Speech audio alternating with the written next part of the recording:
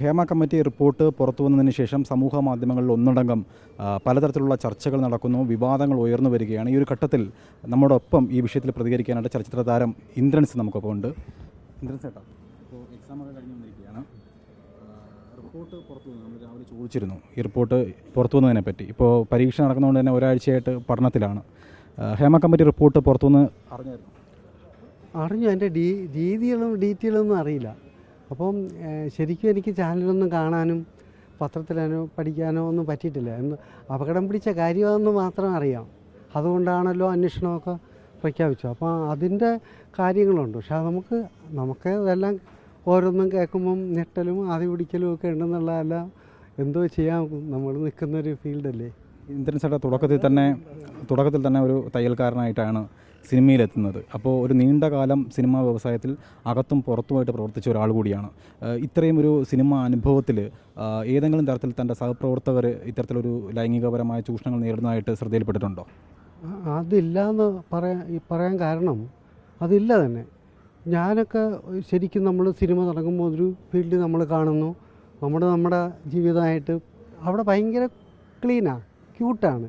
നമ്മൾ അവരുടെ ഒരുപാട് അടുത്തിട്ട് അവരെ അണിയറയിലേക്കൊന്നും നമ്മൾ പോകുന്നില്ലല്ലോ. അപ്പോൾ ആ കുശലമോ അവരുടെ സൗഹൃദ സഞ്ചാരത്തിലോ നമ്മൾ നിൽക്കാറില്ലാത്തതുകൊണ്ട് നമ്മളെ വേദി ഭയങ്കര ക്ലീനാണ്. അപ്പോൾ ഇങ്ങനെയുള്ള വിഷയങ്ങൾ ഇന്ദ്രൻസ് ചേട്ടൻ അറിഞ്ഞിട്ടില്ല?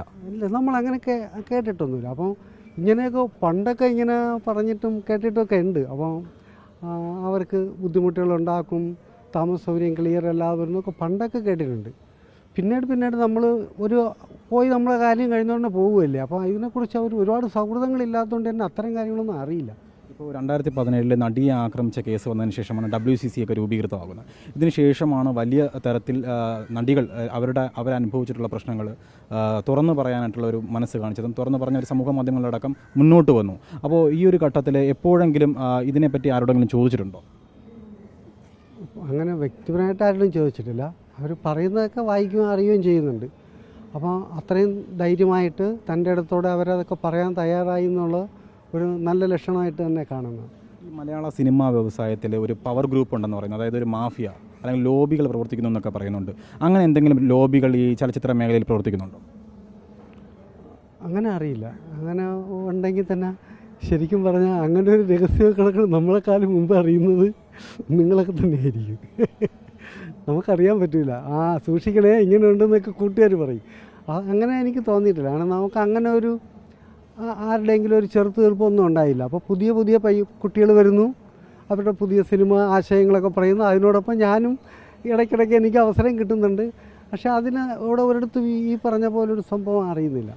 ഹേമ കമ്മിറ്റി റിപ്പോർട്ടിൽ പ്രധാനമായിട്ടും ചൂണ്ടിക്കാണിച്ചൊരു വിഷയം കാസ്റ്റിംഗ് കൗച്ചിനെ കുറിച്ചാണ്. കാസ്റ്റിംഗ് കൗച്ച് എന്ന് പറയുമ്പോൾ അവസരങ്ങൾക്ക് വേണ്ടിയിട്ട് അവർക്ക് അവരുടെ സംവിധായകരായിക്കോട്ടെ അല്ലെങ്കിൽ നിർമ്മാതാക്കളുടെ നടന്മാരായിക്കോട്ടെ സ്ത്രീകൾക്ക് വിട്ടുവീഴ്ചകൾ ചെയ്യേണ്ടി വരുന്നുണ്ട്, അല്ലെങ്കിൽ നടികൾക്ക് അത്തരത്തിലുള്ള വിട്ടുവീഴ്ചകൾ ചെയ്യേണ്ടി വരുന്നുണ്ട്, ജൂനിയർ ആർട്ടിസ്റ്റുകൾ അടക്കമുള്ളവർ. ഇങ്ങനെ ഒരു ഘട്ടം എത്തുമ്പോൾ ഇത്തരത്തിലുള്ള പ്രവൃത്തികൾ എപ്പോഴും കണ്ടുണ്ട്. ഇത്തരത്തിലുള്ള ഒരു പ്രശ്നം സിനിമാ മേഖലയിൽ ഉണ്ടോ? അതായത് ഈ മലയാള ചലച്ചിത്ര മേഖലയിൽ കാസ്റ്റിംഗ് കൗച്ച് ഉണ്ടോ? അത് ഇടയ്ക്കിടയ്ക്ക് നമുക്ക് കാണാമല്ലോ. പരസ്യം കൊടുക്കുകയും അവിടെ ഇവിടെയൊക്കെ എന്തോ ഓഡീഷൻ നടക്കണമെന്നൊക്കെ കേൾക്കുന്നുണ്ടല്ലോ. അതിപ്പോൾ ഒരു പുതിയതായിട്ടാണ് നമ്മൾ കേൾക്കുന്നത്. പണ്ട് അത്രത്തോളമല്ല. ഇപ്പോൾ അതൊരു വലിയ ആഘോഷമാണ്, പടത്തിൻ്റെ ഒരു പ്രൊമോഷൻ പോലെയാണ്. അല്ല ഏട്ടാ, ഈ ലൈംഗികപരമായ ചൂഷണങ്ങൾ നേരിടുന്നു എന്നുള്ളതാണ്. അറിയില്ല, സത്യമായിട്ടും അറിയില്ല. ഇപ്പോൾ നമ്മൾ ചലച്ചിത്ര അക്കാദമി ചെയർമാനായിട്ടുള്ള രഞ്ജിത്തിനെതിരെ ഒരു ആരോപണം ഇപ്പോൾ കഴിഞ്ഞ ദിവസം ഉയർന്നു വന്നിരിക്കുകയാണ്. എൻ്റെ അടുത്ത് പറഞ്ഞു. അങ്ങനെ അറിഞ്ഞിട്ടുണ്ടോ? ഞാൻ അല്ല, സത്യമായിട്ട് അറിഞ്ഞില്ല. നിലവിലെ 2015 വർഷങ്ങൾക്ക് മുന്നേയുള്ള ഒരു കഥയാണ്. പാലേരി മാണിക്ക് എന്ന് പറയുന്ന സിനിമ അറിയായിരിക്കും ചേട്ടന്. അപ്പോൾ ഈ സിനിമയിൽ വന്നിരുന്ന ഒരു നടിയായിരുന്നു ശ്രീലേഖ മിത്ര, ബംഗാളി ആക്ടറായിരുന്നു. പിന്നെ അവർക്ക് ഈ സിനിമയിൽ അഭിനയിക്കാൻ പറ്റില്ല, അവരോട് മോശമായി പെരുമാറി എന്നുള്ളതാണ് പുറത്തു വരുന്ന റിപ്പോർട്ടുകൾ. ഇപ്പോൾ രഞ്ജിത്ത് രാജിവെക്കും എന്നുള്ള സൂചനകൾ കൂടി ലഭിക്കുന്നുണ്ട്. ഈ ഒരു ഘട്ടത്തിൽ ഇങ്ങനെ ഒരു പ്രവൃത്തി ചെയ്തിട്ടുണ്ടെന്ന് കരുതുന്നുണ്ടോ? നമ്മൾ ശരിക്കും വളരെ ബഹുമാനത്തോടെ ഏത് ഡയറക്ടറായാലും അവരോട് അത്രയും ബഹുമാനത്തോടെ കാണുന്നൊരു മനുഷ്യനാണ് രഞ്ജിത്ത്. പിന്നെ അങ്ങനെ. അപ്പോൾ ബാക്കി അവരുടെ സൈഡ് കാര്യം നമുക്ക് അറിയില്ല. ഓരോന്നും സംഭവിക്കാൻ പാടില്ലാത്തതാണ് എന്നുള്ളൊരു വേദന തോന്നും കേൾക്കുമ്പോഴൊക്കെ. ഇന്ദ്രൻ ചേട്ടനെ ഇതേക്കുറിച്ച് തുറന്ന് പറയാനായിട്ട് ഭയമുണ്ടോ? ഭയമില്ല. കാരണം സത്യം ഏതെന്ന് അറിയാത്തത് കൊണ്ട് മിണ്ടരുതെന്നുള്ളൊരു താക്കീത് എൻ്റെ ഉള്ളിൽ തന്നെ കിടക്കുന്നുണ്ട്. കാരണം നമുക്ക് അതിൻ്റെ സത്യം അറിയില്ലല്ലോ. അപ്പോൾ പെട്ടെന്ന് ചാടിക്കയറി ഒന്നും പറയണ്ട എന്നുള്ളതുകൊണ്ട് പറയാത്തതാണ്. അതിലേതാ സത്യമെന്നറിയില്ല. ഒന്നും ഇപ്പോഴും നടന്നതുമല്ല, എത്രയോ മുമ്പെന്നൊക്കെയല്ലേ പറയുന്ന. അപ്പോൾ നമ്മൾ എങ്ങനെ അതിനൊരു ജഡ്ജ്മെൻറ്റിലെത്തും? അതുകൊണ്ടാണ് പേടി. അപ്പോൾ അത് അന്വേഷിക്കേണ്ട വലിയ സംവിധാനം കൂടെ ഉള്ളപ്പോൾ അതിൻ്റെ ശരിയായ രീതിയിൽ അത് മുമ്പോട്ട് പോകുമെന്നാണ് വിചാരം. ഈ വരുന്ന ദിവസങ്ങളിൽ കോൺക്ലേവിൽ പങ്കെടുക്കുന്നുണ്ട് വരുന്ന ദിവസങ്ങളിലുള്ള കോൺക്ലേവ് എന്ന് വെച്ചാൽ ഇവരുടെ സിനിമാ പ്രവർത്തകരുടെ ഈ കോൺക്ലേവിലാണ് ഇതിനൊരു പ്രശ്നങ്ങൾക്ക് പരിഹാരം കാണുമെന്ന് പറയുന്നുണ്ട്. അത് അതിൻ്റെ ഔദ്യോഗിക സ്ഥാനത്ത് ഇരിക്കുന്നവരുടെയോ സിനിമാ രംഗത്തുള്ള അവരുടെ മാത്രമേ, നമുക്ക് ജനറൽ ബോഡിക്ക് മാത്രമേ എല്ലാവരും പങ്കെടുക്കാം. അപ്പോൾ ഈ ഒരു വിഷയങ്ങൾക്ക് ഒരു സമാധാനപരമായ ഒരു പരിഹാരം ഉണ്ടാവുമെന്ന് വിശ്വസിക്കുന്നുണ്ടോ? അല്ലെങ്കിൽ കോടതിയിൽ എത്തുമ്പോൾ ഇതിനൊരു നടപടി ഉണ്ടാകുമോ? കുറ്റക്കാർ ശിക്ഷിക്കപ്പെടുമെന്ന് കരുതുന്നുണ്ടോ? അതൊക്കെ അങ്ങനെ തന്നെ വരുള്ളൂ.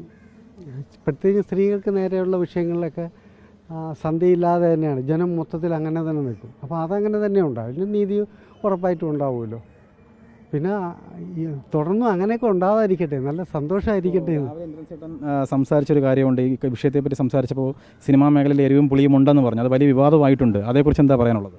എരിവും പുളിയെന്ന് ഞാൻ ഉദ്ദേശിച്ചത്, നിങ്ങൾ വന്ന് വളരെ കാര്യമായിട്ട് പറയുമ്പോൾ നമ്മൾ ഇങ്ങനെ വരുമ്പോൾ ഒരു വിഷയം വരുമ്പോൾ അല്ലേ ഒത്തുകൂടുന്നത്, വേറെ ചോദ്യങ്ങളൊക്കെ വരുന്നത്. അത് എല്ലാവർക്കും ഒരു ഉണർവായിക്കോട്ടെ. ഇങ്ങനെ പുതിയ പുതിയ വാർത്തകൾ എന്ന് വെച്ചാൽ അത് നല്ല അർത്ഥത്തിലല്ല ഉദ്ദേശിച്ചത്. ഹേമ കമ്മിറ്റി റിപ്പോർട്ടിനെ നിസ്സാരവൽക്കരിച്ച് കാണുന്നുണ്ടോ? ഇല്ല. അയ്യോ, അതൊക്കെ വലിയ അങ്ങനെയല്ലേ നമുക്കൊരു നീതിപീഠം ഉള്ളൂ.